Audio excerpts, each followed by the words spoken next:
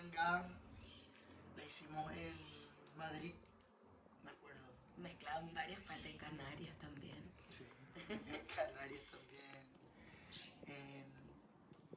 Es como un relato de algo surreal, tipo un sueño, ¿verdad?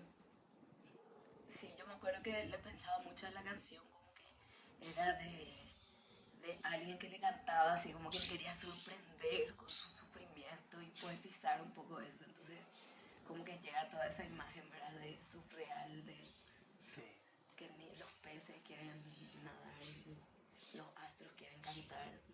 claro. Es como que algo apoteósico. ¿Qué significa Marina? Maenanga es una expresión popular de Paraguay que